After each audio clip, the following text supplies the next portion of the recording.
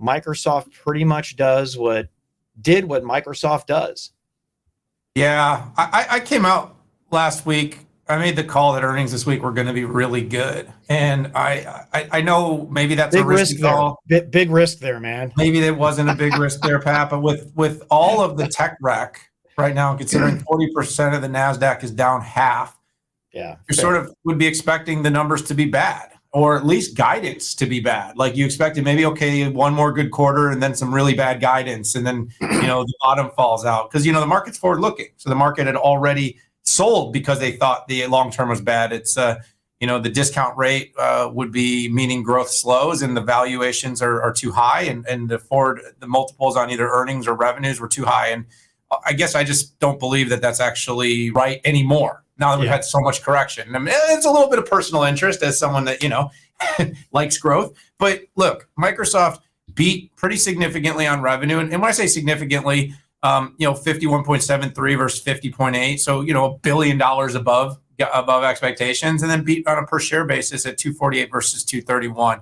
The whole story there, though, is Microsoft probably has one of the most robust and diversified subsets of offerings on the planet right now. They address consumer through things like gaming and Surface. They address enterprise through Windows, Azure, enterprise software, Dynamics. And of course, they're so big and so diversified that, they're a really great bellwether for sort of what enterprises and consumers are doing. And so, the interesting thing is Microsoft tracks itself across I believe it's 11 categories. And just to be clear, they were up or in the worst case flat in every single one of them this quarter. The only flat one was Windows OEM. Oh, I'm sorry. No. I'm looking at this backwards. They were up in every category. So there we go. Q2 22 up in every category. Another strong Azure quarter, Pat. Everyone marks the Azure number at 46%. But strong growth in Dynamics, strong growth in Office 365, strong growth in LinkedIn, server products. And I can go through the whole thing. But pretty much every place up and down. I think the most modest growth in the across the company's portfolio was Surface, which continues to be a little bit of I haven't quite figured that out there yet, Pat, but I've got a bit of a thesis I'm developing. I'm not going to share it yet on why Surface hasn't grown faster, but that even came in at 8%.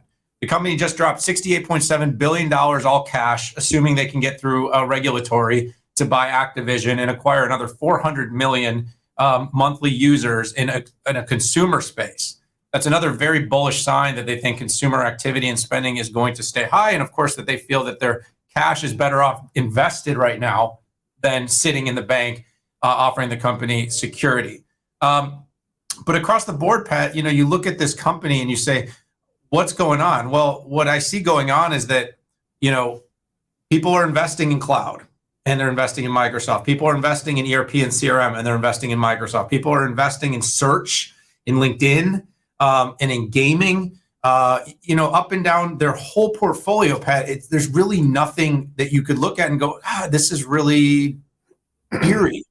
And so, beyond just the kind of overall rhetoric that Satya Nadella might be the best CEO on the planet right now, you look at the performance and you say the performance doesn't lie. But the other thing that was probably important to point out is the company's guidance. They're saying they're going to beat again on revenue, somewhat significantly. Their entire range was above consensus. They came in at 48.5 to 49.3, and the consensus was 48.2. So they're expecting another possible $1 billion beat. I know billions become a small number somewhere along the line, by the way, only $1 billion. And, they basically expect their margins to widen. So we were just having this whole talk, Pat, about how margins are going to consolidate a little bit for Intel because they're making all this CapEx investment. Well, Intel is actually starting to bear the fruits of more margin from all their infrastructure investment because, well, let's face it, it's the pivot to subscription. The pivot to subscription has been a huge winner for the company. So there's too much to talk about, and I don't want to spend any more time on trying to run through all this. I want to give you a little bit of oxygen here, but Pat, I just can't find much bad in Microsoft's result this quarter. Yeah, hang on. Let me get my oxygen mask. and put it on. Are you telling me I didn't leave you anything? Are you telling me I I got didn't to leave tell you, man, you machine gun down down the list. No, you listen, with Microsoft and how diverse their business is, there's always room to talk through. And I want to put a little bit of color on a few items. So first off, Surface, right?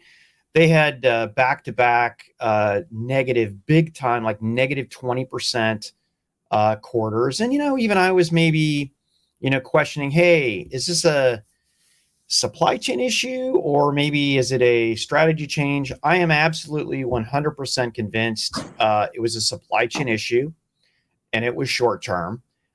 Nobody has told me this, but I'm also going to speculate that when it came down to their Windows partners getting parts and Surface getting parts, I think there may have been some deferment there.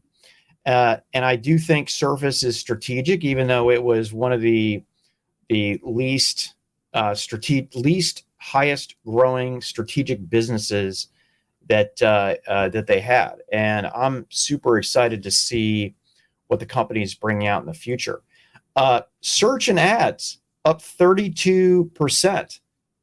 Here's the company that isn't really noted for advertising, pretty much crushing it. Windows, 1.4 billion Windows DAO. Okay, think about that. That's nearly as big as iOS and Android, but it's a freaking PC. Okay.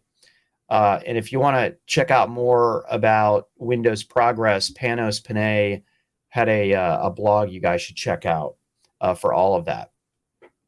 The other thing that was a new thing was talking about Azure Arc, which is essentially Kubernetes control layer to do multi-cloud.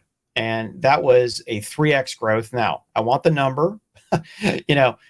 X growth doesn't mean a lot, but I'm hopeful because they threw that out there. We'll be seeing more on that. And I feel like, Google Cloud, Oracle Cloud, IBM Cloud is all in on multi-cloud. Azure's kind of in on it. And AWS is not in it, right? When you're the category leader in IaaS, why the heck would you lead with multi-cloud, which is essentially an off-ramp to your competitors? But and there are still challenges with multi-cloud, like security, single sign-on, networking, all that stuff, data management, but pretty interesting. The final thing I'll throw out there, security. They gave more depth to their security business than I've seen anywhere. And they threw out $15 billion annual business, 700,000 security customers, 45% year-on-year growth. Incredible. What's Microsoft's next big step here, Daniel? A couple things going on. Like, what's the next big step? Is it general consumer? Because we know they're absolutely going after gaming. They've been strong in gaming. They have 25 million Games Pass subscribers, but general consumer and gaming are two different things. Gaming is a subset of the general consumer, and I'd posit that Apple and Google are more consumer customers. So I'm looking forward to seeing Microsoft's play. I'm trying to brainstorm and think what they could do in the enterprise that they're not in. IaaS, PaaS, and SaaS, they're kind of in everything at this, and they're operating at planet scale. But exciting stuff. And then the final thing, and I know this isn't part of our discussion, Daniel, but maybe sometime in the future we can talk about big tech companies getting bigger versus room for smaller companies, right? These numbers are absolutely off the charts from Apple and Microsoft. Yeah, they're so well run right now. And we have, you're not just talking about big tech getting bigger. We're really talking about this whole LenaCon, FTC. How big can big tech get before it starts to become problematic for competition? And then, of course, these opposing forces of really happy customers that love being able to get everything from one place versus the harm it might do to allowing new and exciting companies to come into market and compete.